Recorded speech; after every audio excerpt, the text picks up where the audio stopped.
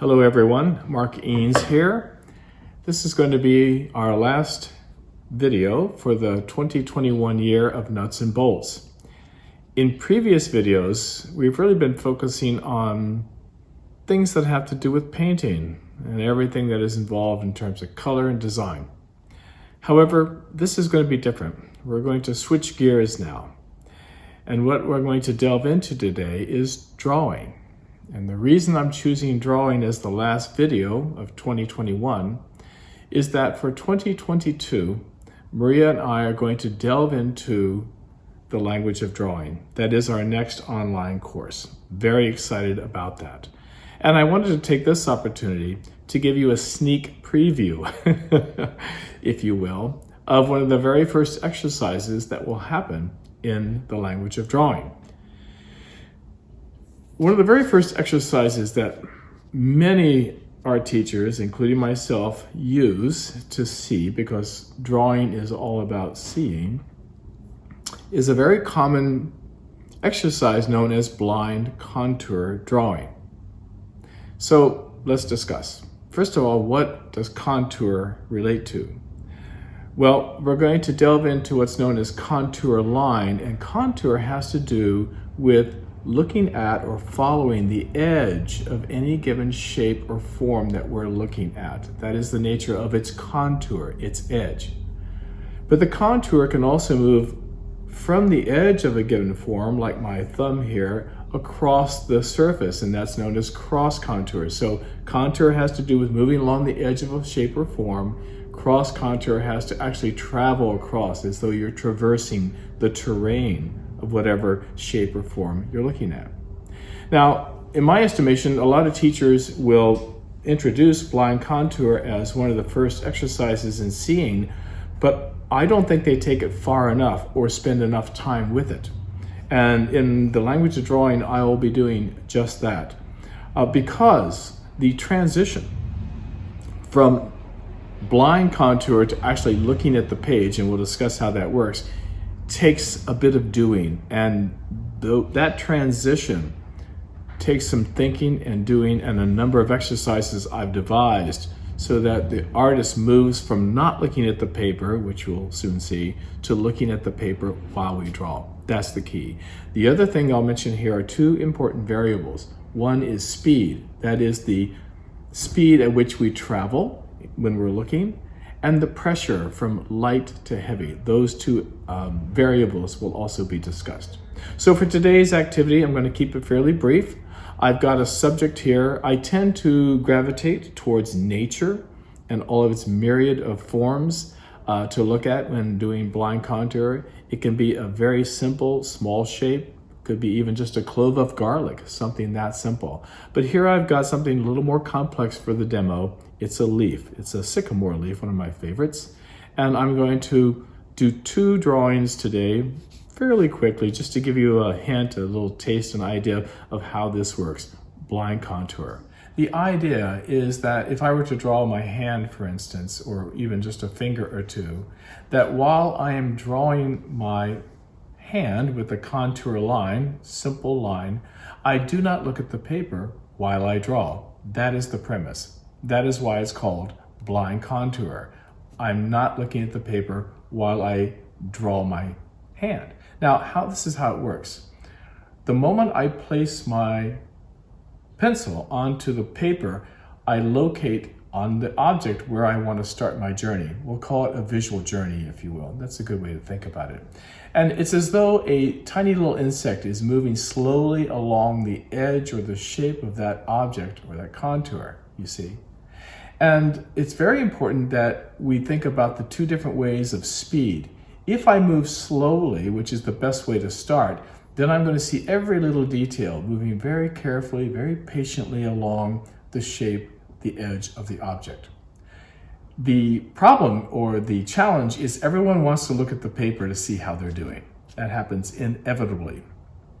So it's important that whatever object you're looking at, you place it away from the paper so that you will not want to look at the paper. So typically if I draw my hand, my paper's here, I'm going to bring it over here so I cannot see the paper. I've even had many students cheat by looking at the paper while they draw. That's a big no-no. The reason is they want to see how they're doing. It's natural. They want to see how they're doing. How is the drawing looking? But this isn't about the product at all. It's about the process of seeing something, anything, very, very carefully. That's really what this is all about.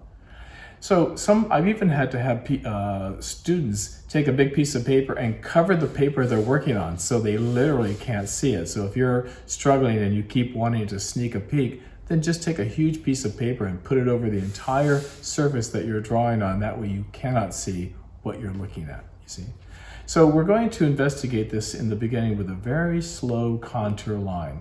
Looking at this, I have a sycamore leaf here, as I mentioned, and we'll be working with this. So that's the guideline. You're drawing slowly at the beginning. It's a continuous line. You do not lift the tool. That's also key. And you're moving very, very slowly as you investigate, and we'll call it that, an investigation visually, a visual journey of the subject we're looking at.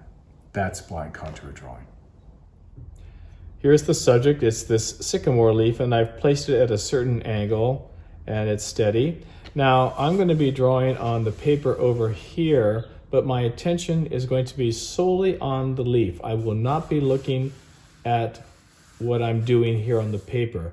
I can see in my peripheral vision, but that's not a problem. Now, if you're drawing something blind contour and you're attempting to see what you're doing, then you can take your paper like this and bring your arm over here, and now you could be drawing underneath here and you cannot see. So that's for you people who just can't help yourselves, all right? Now, here's what we're going to do.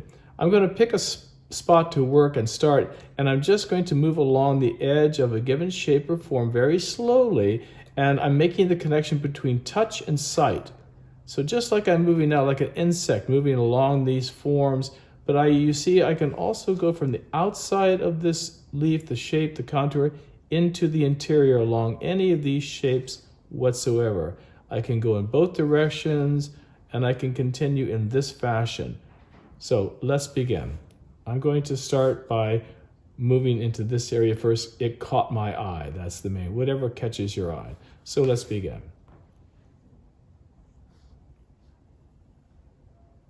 My eye is directing my hand where to go. I'm moving very slowly along this edge of this particular form of the leaf. Very slowly. I can move in both directions, up and down. So here I am traversing that volume as I see it. From there, I'm going to go down to this part of the leaf here, along the edge. I'm right along the edge right now. I'm going to stay along the edge here for a little bit to the next area here. I'm feeling my way around, you see, here. And I'm going to continue along the edge for just a little bit longer. Now at this point, I like the idea of moving into the interior of the leaf, coming down into the interior of it. And now I'm moving along the edge of a fold very slowly, like that insect I mentioned that's traveling. Here I am on the crease. So this won't make much sense to you at this point because you don't know what I'm looking at, but I'm looking at this area along here. And now I'm coming actually down towards the stem. Now I'm moving down the stem like a tiny insect coming down this stem. And then I'm going to go back up the stem. Again, I'm not looking at the paper. Very important that I not look at the paper. So now I'm going to come along this way at the bottom part of the leaf. What's important to realize is that I don't really care what the drawing looks like, and this is critical. And this is where most people falter. They're too concerned with the product, what it looks like, and not concerning themselves as they should with the act of just looking and seeing. I'm really seeing this leaf now in all of its complexities. Notice how I pause and move.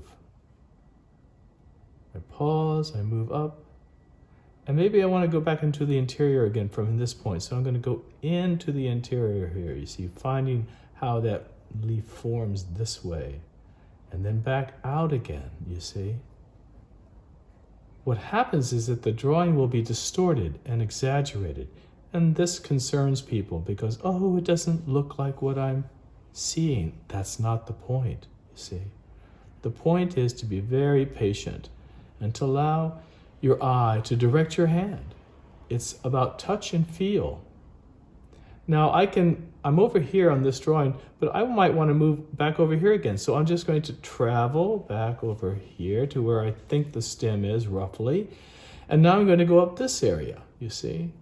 But again, I did not look at the paper. I just felt my way back up there.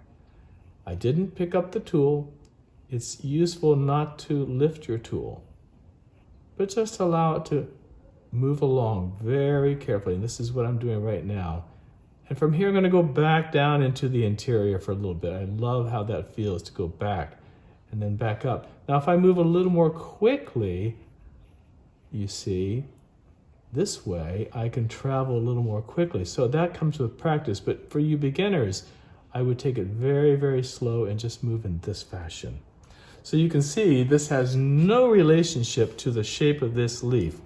But what's clear is how concise my activity is in looking at the shapes and the forms and the volumes, you see. And when you do this for quite some time, I could maybe turn the leaf from a different point of view. I could fill up this page with these lines, which are sensitive contour lines, moving for the most part pretty slowly. With practice, yes, you could find yourself moving in this fashion if you wanted to practice what is it to go more quickly. But I advise for the first stage of this exercise to take it easy, to take it slow, and make a number of drawings. Imagine this page filling up with this kind of line. It becomes quite beautiful. There's one more thing I'll add here before finishing. The pressure is important. So I'm being very sensitive. I'll draw another aspect here again. I'll start here. I'm not having a heavy pressure. My pressure is very sensitive as I look at this. So my pressure is one of what we call thick and thin line, which is slightly heavy at times, but then very light. And when your pressure, everybody, is sensitive, your line quality becomes quite beautiful, number one. But number two, when you're sensitive to the pressure of how you're holding that tool, then the line quality has a sense of spatial play, of light and shadow.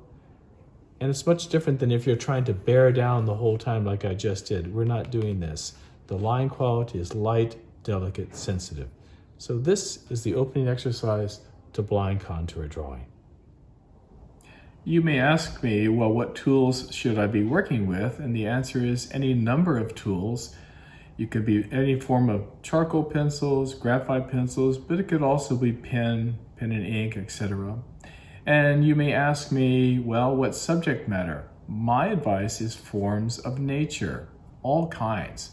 It can be as simple as the clove of a garlic, or maybe more complicated like a ginger root. It could be your favorite seashells, twigs, rocks, forms of all kinds, you see. So I like nature because it's beautiful, its design is complex, and it's a great teacher. Now, I also may talk about in the language, in fact, I will talk about in the language of drawing, how to hold the tool in different times for different reasons. So if you notice my drawing, I wasn't holding the tool like I might if I'm drawing my name.